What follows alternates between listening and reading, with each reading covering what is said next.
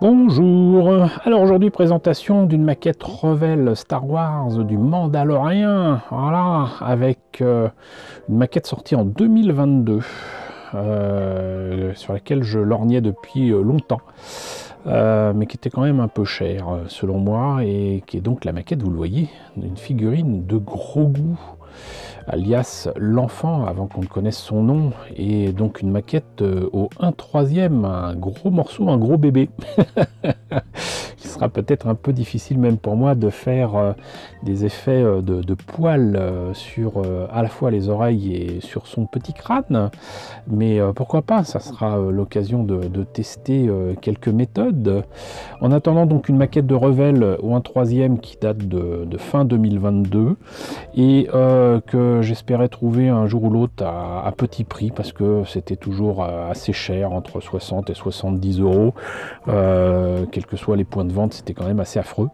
Et il se trouve que je l'ai trouvé sur Vinted, comme je dis souvent, à vil prix. Maintenant, le truc, c'est que je l'ai trouvé sur Vinted et je l'ai acheté sur Vinted à 25 euros.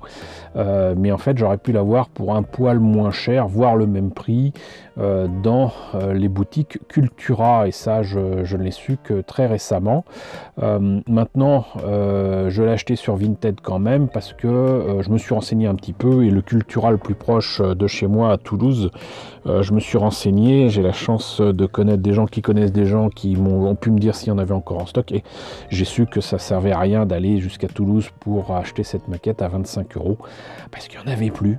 Voilà, mais je sais que mes amis de Kitcopter Vitrolles, coucou Patrick, coucou tout le monde, l'ont trouvé du côté de Marseille, dans le département 13 en tout cas. Ils ont trouvé donc cette maquette à vil prix à Cultura aussi, donc sachez-le, il y a des maquettes Star Wars Revell à Cultura. Il y a peut-être d'autres choses, donc si vous voyez cette vidéo encore au moment où il y a les soldes, n'hésitez pas à y jeter un œil. Qu'est-ce que ça donne sinon pour cette maquette?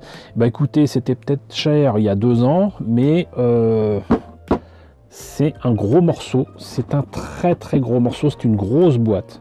Une très grosse boîte. Là on voit donc ce cher Grogu quand même en petite image, mais libéré de quelques aspects de l'image principale.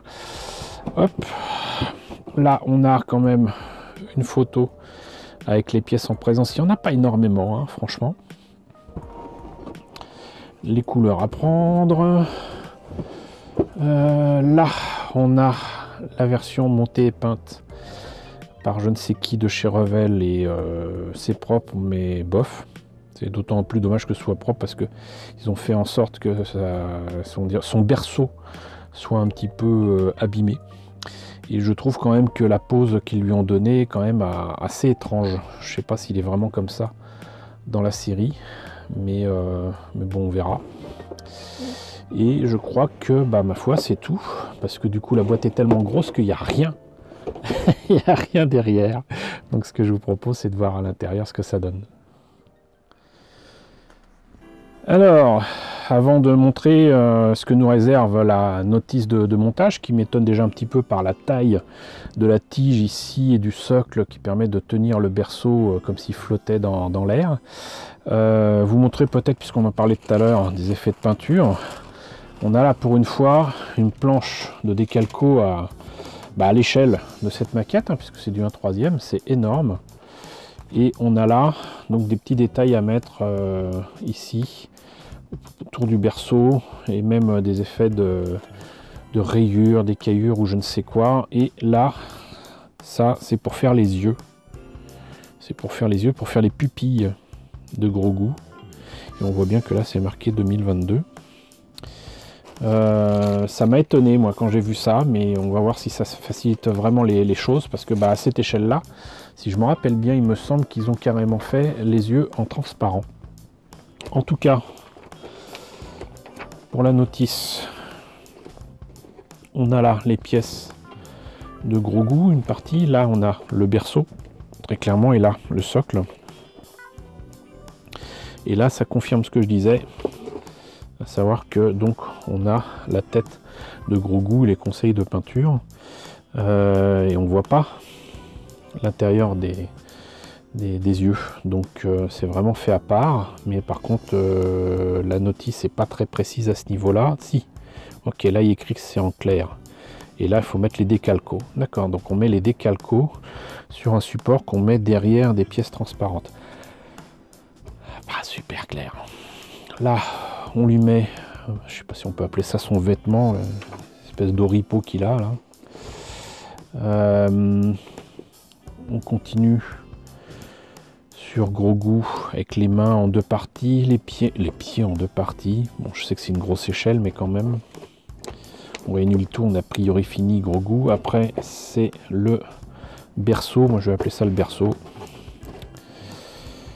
Je voyais pas autant de détails. Paf, paf, paf. Ça ressemble à un œuf, quoi. Ni plus ni moins. Pas mal de détails quand même pour l'intérieur. Et ah, c'est assez étonnant. C'est-à-dire qu'en fait, le Gros Goût qui est terminé n'est pas totalement terminé puisqu'il y a le reste. Peut-être c'est une couverture, cela dit, qui se met dessus. Je demande si je ne vais pas remplacer ça par un tissu. Ou un troisième. Peut-être même carrément la tunique de Gros Goût. L'ami Gilles Maquin, coucou Gilles, ferait certainement ça, vu que c'est quand même une grosse échelle. Ça serait peut-être pas mal de mettre du vrai tissu. Mais sinon, moi, ce qui m'étonne, d'accord. Alors, en fait, on peut faire deux hauteurs. Mais c'est des pièces transparentes. Je ne sais pas si c'est suffisamment solide pour que ça fonctionne. Et là, tous les décalcos à mettre. Voilà. Ok. Bon, bah maintenant, on va passer à la présentation des pièces. Vu que c'est dans des sachets qui ne sont pas fermés thermiquement, mais avec du scotch, on va voir ça rapidement. Alors, le berceau en lui-même, alors c'est marrant parce que les pièces sont déjà montées, j'allais dire. Mais donc vous avez cette énorme pièce. C'est énorme et c'est du solide. Hein. Voyons s'ils ont fait cette erreur que j'ai constatée sur certaines maquettes. Non, pour l'instant ça va. Mais donc ça va ensemble et on voit très clairement que c'est la forme d'un œuf, quoi. Mais il y a quand même tous les petits détails dans l'intérieur du berceau. Donc ça c'est marrant, tant qu'à faire on en profite. Alors le socle est en transparent. Alors moi déjà je vois que j'ai des choses à faire avec la grappe. Je pense que ça va m'aider sur certains projets, notamment d'éclairage de certaines maquettes de Star Trek. Les yeux transparents. Alors si je mettais la mise au point ça serait bien. Les yeux transparents sont là. Et là les grappes qui permettent de tenir, alors ça me rassure. C'est pas des tiges pleines, c'est des croisillons, si vous voulez, c'est des plus qui assurent une certaine stabilité quand même. Mais voilà, ça c'est pas mal déjà. Ensuite, on a ces très grosses pièces, parce que ça reste quand même une très grosse maquette, une très grosse figurine. Hein. Un troisième, c'est pas rien. Alors donc on a la tête de Gros Goût ici, et ma foi, il est pas mal. Il est pas mal. Les textures pour le vêtement, c'est pas mal non plus. Et le copyright que je cherchais est ici, sera caché. Donc ça, c'est pas un souci non plus. Bah écoutez, ça m'a l'air d'être bien sympa. Ça m'a l'air d'être vraiment très sympa. Là, le reste du berceau est de Gros Goût. Bah écoutez, il n'y a quand même pas tant de pièces que ça. Je ne vais pas dire qu'il va être facile à faire. Mais tout est là pour faire quand même une figurine fort sympathique, ma foi.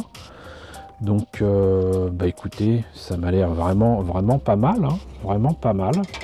Et surtout pour 25 €, franchement, j'allais pas me priver de le prendre. Donc, bah écoutez, voilà. C'était la figurine de Gros Goût au 1/3 de Revell. Je suis ravi de l'avoir trouvé, je suis ravi de l'avoir acheté. Et je suis ravi de vous l'avoir présenté. Donc n'hésitez pas à me dire ce que vous en pensez, vous, dans la section commentaires. N'hésitez pas à liker, n'hésitez pas à partager, n'hésitez pas à vous abonner si ce n'est pas déjà le cas. Coucou aux nombreux abonnés qui nous ont rejoints ces derniers temps. Bienvenue ici. Coucou aux grands anciens qui me suivent depuis 8 ans. Merci à tous de votre fidélité, merci à tous de votre soutien sur Tipeee et sur Paypal. Surtout, prenez soin de vous. Je vous laisse avec la liste des contributeurs de la chaîne et je vous dis à très bientôt, je l'espère, pour la présentation d'une autre maquette du Mandalorien.